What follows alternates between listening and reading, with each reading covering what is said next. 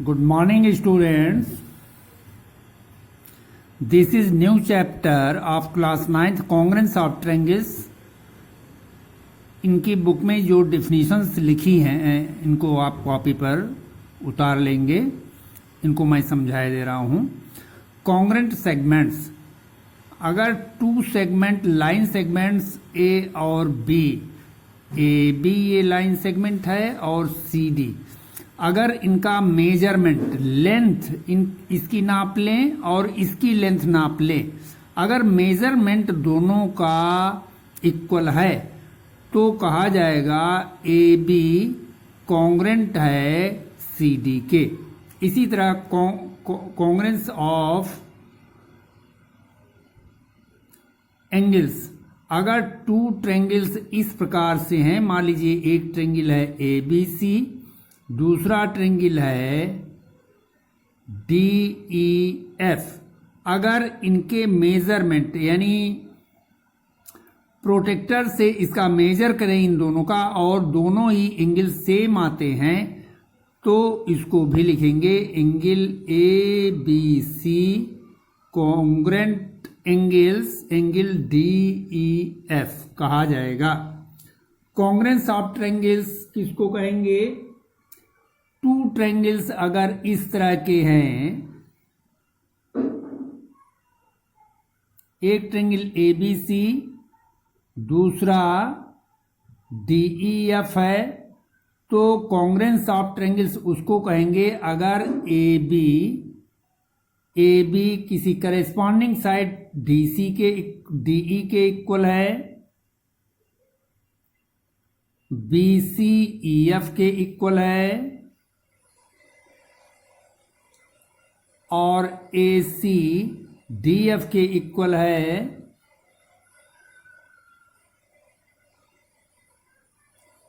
और इनके corresponding angles angle A angle D के इक्वल हो, बी वाला ई के इक्वल हो और सी वाला एंगल सी इक्वल हो एफ के. तो जब ये 6 पार्ट इसके तीनों साइडें करेस्पॉन्ड, दूसरे एक ट्रेंगल की तीनों साइडें, दूसरे ट्रेंगल की करस्पॉन्डिंग साइड्स, एक ट्रेंगल के तीनों एंगल, दूसरे ट्रेंगल के तीनों करस्पॉन्डिंग एंगल्स इक्वल होते हैं तो कहा जाएगा triangle A B C congruent triangle D E F. ये कॉन्ग्रेंसी का साइन है, इसको याद रखेंगे. इसके बाद में अब आती है थ्योरम नंबर 1, इसको समझ लीजिए. Two triangles are congruent if and only if two sides and the included angle, दो साइडें और इनके बीच का angle of one are equal, ये इक्वल हैं. ए बी डी ई के equal, A C D F के इक्वल, एंगल ए डी के इक्वल है तो कहा जाएगा कि corresponding sides and the included angle there,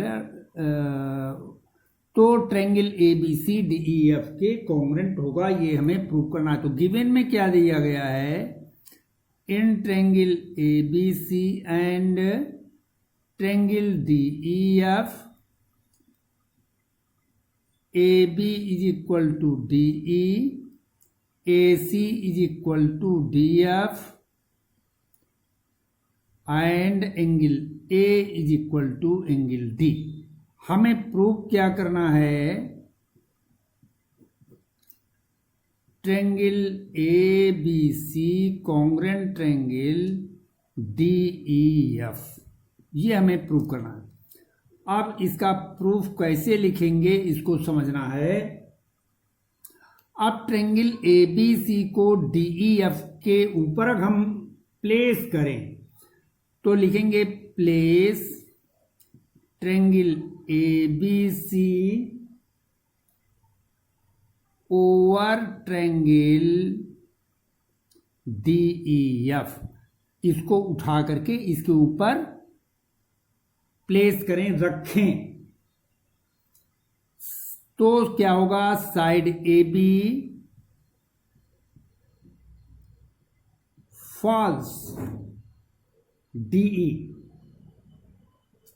ये डीई पर साइड गिरेगी and A falls on D, ये ए वाला डी पर point, A falls on D and B falls on E, B falls on E. तो ऐसी पोजीशन में क्या हो जाएगा कि A B is equal to D E हो जाएगा और angle A is equal to angle D हो जाएगा। अब ए सी कहाँ फॉल्स होगा, A C falls on D F, ये डी एफ पर फॉल होगा, इसलिए A C will equal to D F, A C जो है डी एफ के इक्वल हो जाएगा। Since A C coincides with DF, coincides यानी AC वाली लाइन DF के ऊपर ही पड़ती है, इसका तात्पर्य हुआ that is C falls on F, C falls on F, C वाला पॉइंट F पर पड़ रहा है और B falls on E and B falls on E, B जो है B वाला पॉइंट E पर पड़ रहा है, इसलिए ये BC भी EF के इक्वल होगा, BC will equal to EF। So triangle ABC when superposed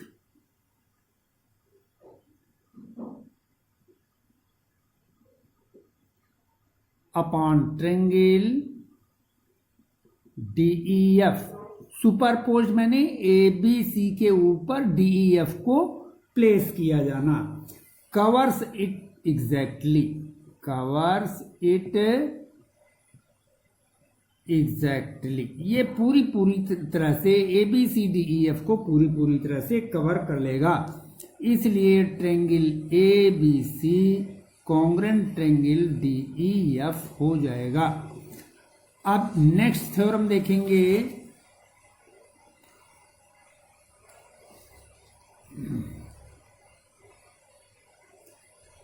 angle opposite to equal sides of a triangle are equal, यानी इस थ्योरम में कहा गया है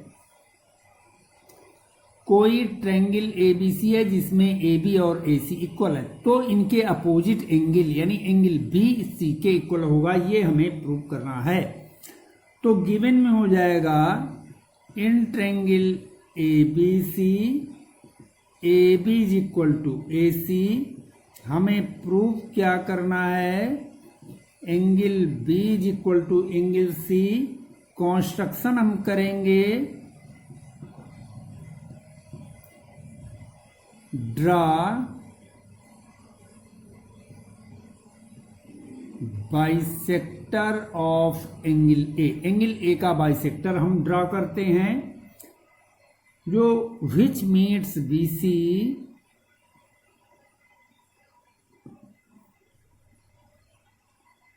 इन डी, ये BC को D पर मिलता है।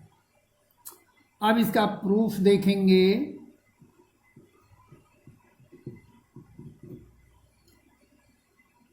इन ट्रायंगल, अब दो ट्रायंगल हो गए ABD और ADC, तो दोनों ट्रायंगल लेंगे, in triangle ABD and triangle ACD। अब AB is equal to AC ये गिवन है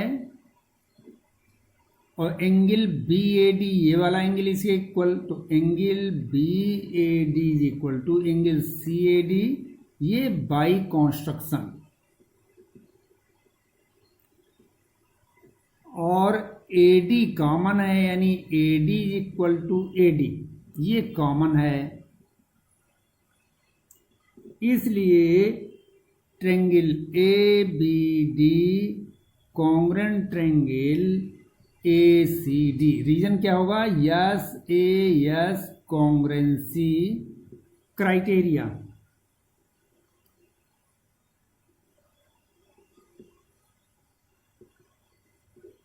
yes S congruency criteria.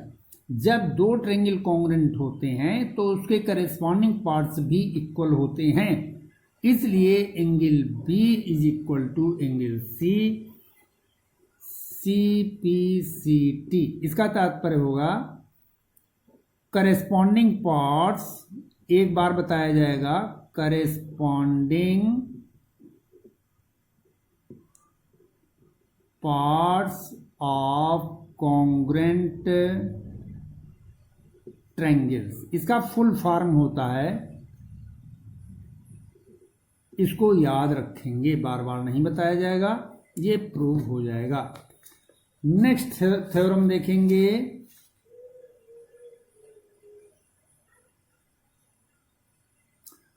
two right angle triangle are congruent if the hypotenuse and one side, any two right angle triangle ABC और DEF दो right angle triangle हैं और इसका hypotenuse equal है, एक side equal है, तो दोनों ट्रायंगल कॉन्ग्रुएंट होंगे, ये हमें प्रूव करना है। तो गिवन में क्या लिखा जाएगा? In triangle ABC and triangle DEF, इसमें क्या होगा? AB is equal to FE and AC is equal to DF and angle B is equal to angle E is equal to 90 degree. ये गिवन है, हमें प्रूव क्या करना है? Triangle ABC congruent triangle DEF, ये हमें प्रूव करना है। अब इसमें कंस्ट्रक्शन करना पड़ेगा।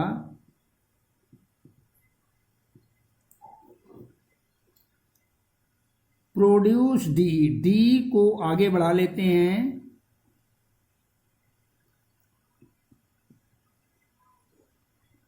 और कहां तक? G तक, to G,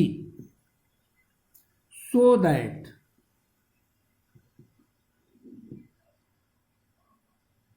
EG is equal to ED। अब EG is equal to BC, ऐसे कर लेते हैं। बुक में थ्योरम गलत लिखी हुई है, इस चीज को ध्यान में रखिए। प्रूफ करेंगे। अब यहां पर देखिए, in triangle ABC and triangle GEF,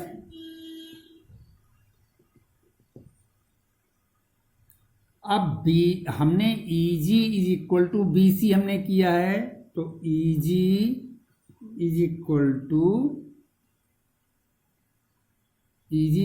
to BC, और ये एंगल 90 डिग्री ऑलरेडी है। Angle GEF is equal to angle ABC, each 90 degree,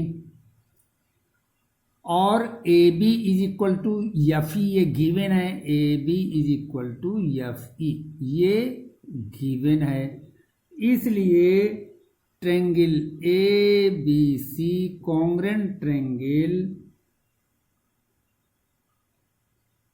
GFE, ये हो जाएगा SAS कॉन्ग्रुएंसी कंडीशन। अब एंगल A वाला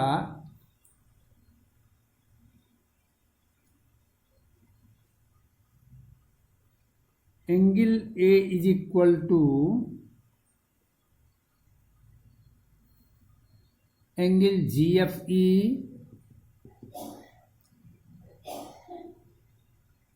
AC इज इक्वल टू हो जाएगा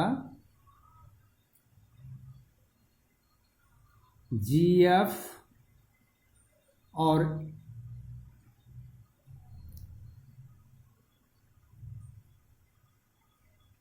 AC इज इक्वल टू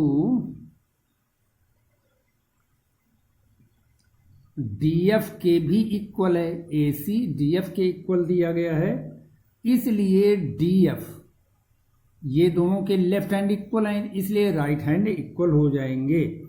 तो ये हो जाएगा DF is equal to GF, ये हो जाएगा। Angle D is equal to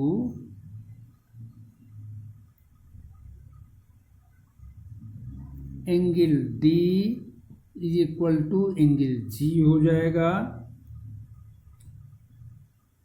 इसी तरह से angle A is equal to angle D in triangle ABC and triangle DEF। Angle A is equal to angle D, angle B is equal to angle E, दोनों को add कर देंगे। Angle A plus angle B is equal to angle D plus angle E हो जाएगा। अब इसको हम लिख सकते हैं 180 minus angle C is equal to 180 minus angle F। 180 cancel हो जाएगा, तो angle C is equal to angle F हो जाएगा।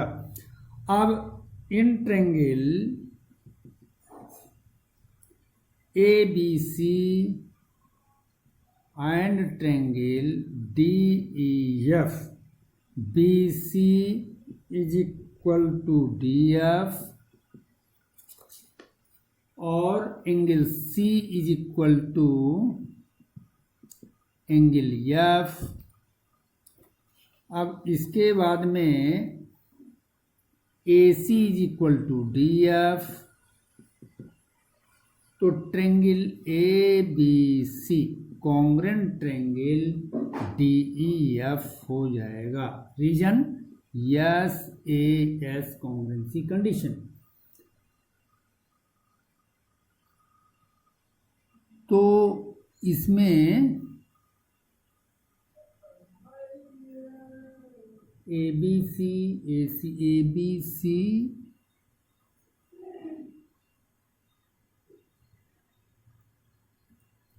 ये प्रूव हो जाएगा, इसलिए एंगल B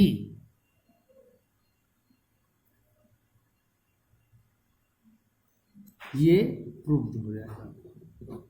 यही हमें प्रूव करना।